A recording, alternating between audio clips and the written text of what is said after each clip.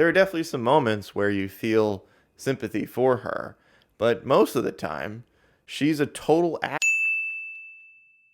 Welcome back. Today we are talking about the new Hulu original series, The Dropout, starring Amanda Seyfried as Elizabeth Holmes. Now, if you don't already know who Elizabeth Holmes is, she's basically a Steve Jobs wannabe who becomes an actual real-world supervillain. The story of Elizabeth Holmes and her company Theranos is absolutely insane. Going into this show, I do not know the full story of the saga that is Theranos and everything that transpired. I know who Elizabeth Holmes is, and I know the end result of what happened with Theranos. But in between, I don't really know how any of it happened, and so far, this show is doing a great job of explaining how insane this entire thing really is. Now, originally, this was not a show that I was really interested in or was on my radar at all, but I decided to check it out, and it's gonna be a weekly release. It's got 3 episodes out right now. I just want to talk a little bit about what I think of the show so far. I think it's a pretty good show. It is worth noting that originally Kate McKinnon was supposed to play Elizabeth Holmes in this show. February of last year, she pulled out of the project. Not really sure why, because if you listen to Elizabeth Holmes'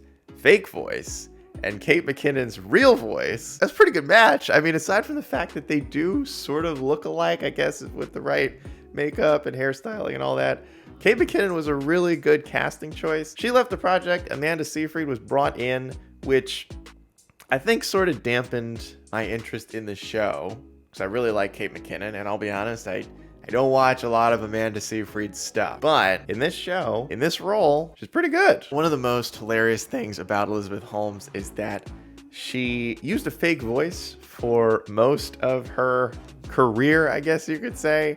She believed that people only took women seriously if they had deeper, more baritone voices, and that's what she decided to do. Now, if you go listen to her actual voice, it sounds comedically fake. Like, how could anyone not know that this woman was clearly faking this voice? It sounds like a cartoon character. It sounds like the 2 kids who like get on each other's shoulders and are in a trench coat and they're trying to sneak into an R-rated film. That's how bad this voice sounds. In the show, Amanda Seyfried's voice, somehow, even though she's doing a great job, it doesn't sound even as stupid as the actual voice Elizabeth Holmes uses. But it's really, really good. And it's kind of crazy because Amanda Seyfried throws herself all in on this show. And she's fantastic so far. I mean, I'm really enjoying seeing the transformation of regular college student Elizabeth Holmes into supervillain Elizabeth Holmes, who becomes a crazy, power-hungry psychopath. Now, this show is a miniseries, so there's 3 episodes out right now, and I don't know how many are going to be in the full season, maybe 8 to 10, and the way that the show has been paced so far, which I think has been good, but the way that it's been paced so far, they're pretty far along after 3 episodes. So it might even be 6, it could be 8. Really, so far, I'm enjoying it, so I hope it, goes on for a little while longer at least. I think one of the most interesting parts about this show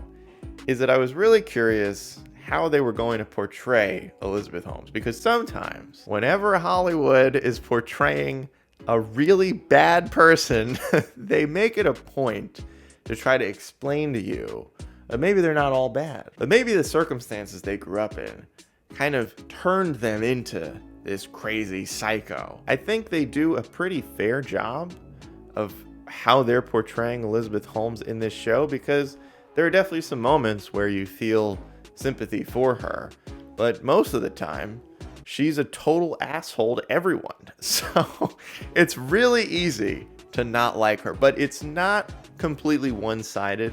And I do appreciate that instead they're kind of giving you a pretty full, fleshed out version of, I guess, who she really is. I mean, it's interesting because Elizabeth Holmes is going to jail, so I don't really know how much input she had on this show. But I would say, for someone who committed as many crimes as she did, this is pretty generous. This is a pretty fair portrayal of a total monster. This show probably falls into the category of one of those Hulu shows that you might have skipped, but you shouldn't, because it's pretty good.